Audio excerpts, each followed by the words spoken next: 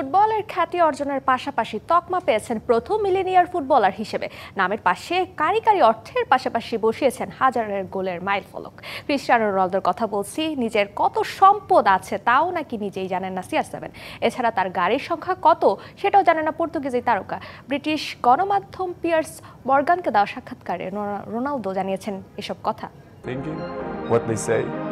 আচ্ছা, ক্রিস্টিয়ানো রোনালদোর কথা শুনলে আপনার সবার আগে কি মনে পড়ে? শৈল্পিক গোল, দৈহিক ফিটনেস কিংবা মাঠে নিজের উপস্থিতির প্রমাণ দেয়া?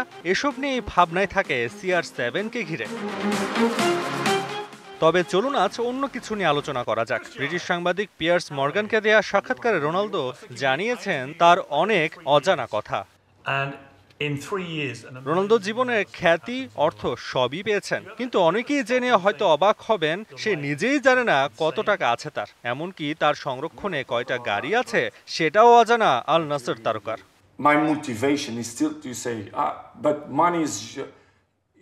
সম্পত্তির কথা 100% নিশ্চিত করে বলতে পারবো না, এটা স্বাভাবিক। আমার কত কি আছে জানি না, আর আমি গাড়িও গুনি না। 50 থেকে 60টি হবে। যদি তুমি বাজি ধরো তবে আমি বলবো আমি জানি না। আর গাড়ির মধ্যে আমি বুগাত্তিস পছন্দ করি। অর্থের পাশাপাশি বিয়ে নিয়েও কথা বলেছেন CR7। বান্ধবী জর্জিনার সঙ্গে কবে বাগদান সারবেন সেটাও জানিয়েছেন ক্রিস্টিয়ানো। বিয়ে নিয়ে এখনো কিছু ভাবছি না। আমরা বিশ্বকাপের পর ট্রফি নিয়ে বাগদান সারার পরিকল্পনা করছি। ক্রিস্টিয়ানো রোনালদোর সঙ্গে আলোচনা হবে, সেখানে ফুটবলের কথা থাকবে না তা কি করে হয়? যদিও নিজের পছন্দের ফুটবলার নিয়ে স্পষ্ট কোনো বার্তা দেননি তিনি। জানিয়েছেন বিশেষ কোনো খেলোয়াড়কে নয়, বরং দলের খেলা দেখেন পর্তুগিজ তারকা। না, বিশেষ কোনো খেলোয়াড়কে আমার পছন্দ নয়। উদাহরণ দিয়ে বলি, আমি ব্রাজিলের খেলা দেখি, কারণ তাদের অনেক বড় খেলোয়াড় আছে। রোনালদো, রোনালদিনিও কাকা। হ্যাঁ, আমি আর্জেন্টিনার খেলা দেখি তাদের খেলোয়াড়দের কারণে। আমি একজন খেলোয়াড়ের জন্য খেলা দেখি না।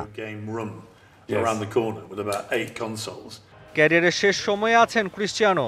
হয়তো 26-এর বিশ্বকাপের পরেই আর জাতীয় দলের হয়ে খেলবেন না তিনি। তবে মাঠ কিংবা সতীর্থরা তাকে মনে রাখবে আজীবন। কেন মনে রাখবে তার কারণটা হয়তো আর বলা লাগবে না। তাসওয়া নাফি, TVC নিউজ ডেস্ক।